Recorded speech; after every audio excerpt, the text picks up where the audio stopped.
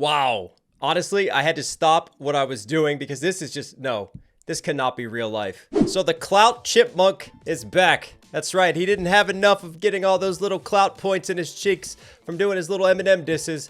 Now, he has decided to take it to a new level and to go after reaction channels that he does not like. That's right, as if Captain No Neck has not had enough of shooting his own self in the foot, you know, by mentioning that he went in the studio to record his diss track with a bunch of his people. Sometimes they give him bars, sometimes they give him whole verses. In a diss track? Really, Benzino, he can't help but trip over himself yet again by not understanding how fair use and copyright law works on YouTube. I mean, this is just wild to me. Like, other content creators have been called out over this before, over censoring other people just because they don't like what they said. But the beauty of living in America and operating under freedom of speech is that we have certain protections. You guys know I've done a video on this, on the broken copyright system before and how people can abuse it. And lo and behold, Benzino has decided to go after another fellow content creator, Cliff Beats, because he obviously doesn't like what he said. So what's the natural reaction for Benzino to do in this situation? Well, it's to try to copyright strike and serve takedown notices to Cliff Beats' channel, therefore crippling him from monetizing and being able to earn ad revenue on his videos, which is directly taking food out of his mouth, all because Benzino doesn't like what he's saying. And it's fine, we can have our jokes, we can troll, but I want everybody to step back and appreciate how serious this situation is, because a precedent is being set here, that if he can copyright strike Cliff Beats over transformative content and fair use, because that's what reaction channels are, then he can go after every single reaction channel out there and what we do reacting to music. Basically saying that we can't react to his song, he can be the gatekeeper of it if he doesn't like what we're saying, which morally and legally is absolutely incorrect. So I thought, you know what? I had other things I was going to do today, but I got to make a video on this situation because this is wild to me. This isn't right. I don't know who's running Benzino's PR. I doubt he has anybody to talk to about this, but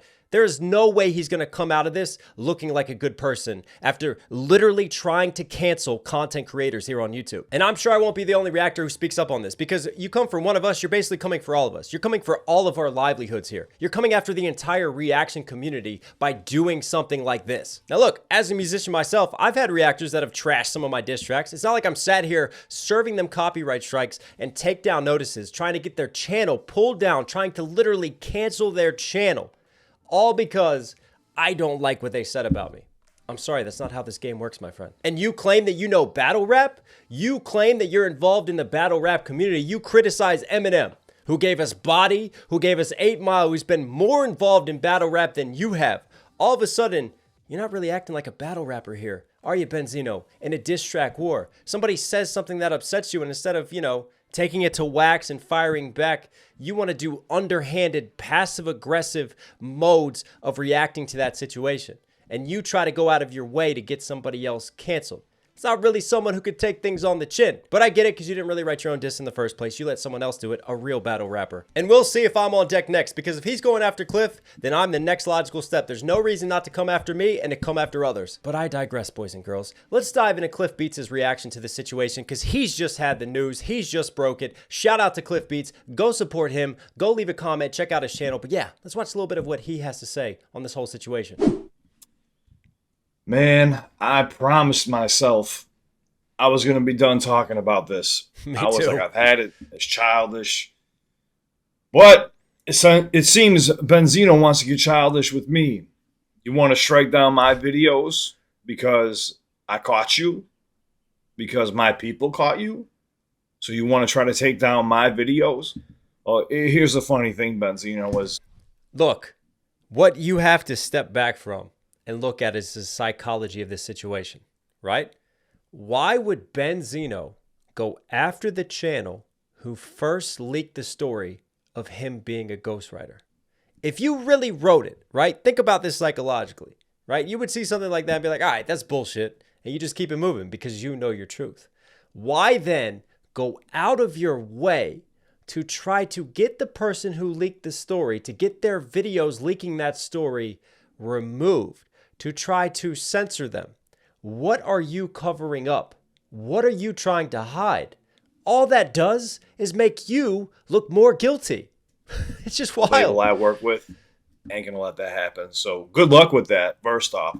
But I also No lawyer that you speak to would tell you that you have a case in this situation. Go learn some copyright law first, big guy. also want to Sorry, little man. Little man. I don't want to give you too much credit. say, fuck you.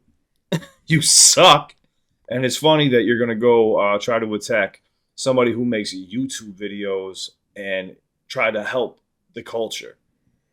It didn't matter if this was Nas versus Benzino. If somebody's using ghostwriters for diss tracks, it's pathetic. That's not hip hop. You're an insult to the culture. That's not hip hop. Now, what I'm going to do, though, is check this out. Somebody said that he actually fully admitted to having ghostwriters. I haven't seen this yet. Oh, we got I have another it one? pulled up right here. Let's see what he has to say. Maybe he doesn't say that he has ghostwriters. I don't fucking know. I really don't even fucking care anymore at this point. But it's hilarious that I'm over here. I reviewed some of the Cliff is mad, bro, but he has every right to be. I mean, this man is literally trying to cancel his channel right now. He is actively trying to take food off of this man's plate. content with my girlfriend because she's unbiased. She wanted to know what was going on. I wanted to show her everything that was popping off, and she even gave Benzino props on some of the videos, which I was cool with too. I even said those were dope bars. Or certain things that I did say. I even said that the last song, Rap Elvis, wasn't bad for having multiple people write it. But here's the thing. I'm against ghostwriters for diss tracks. For commercial songs, sure, no problem whatsoever. But now you want to come attack my channel? All right, bitch. It's war. Let's go, Benzino. I mean, that's it, man. You want to go after a reactor and take down their video for merely reacting? You don't just go after that reactor. You're coming after all of us. You're coming after the whole community with a situation like that.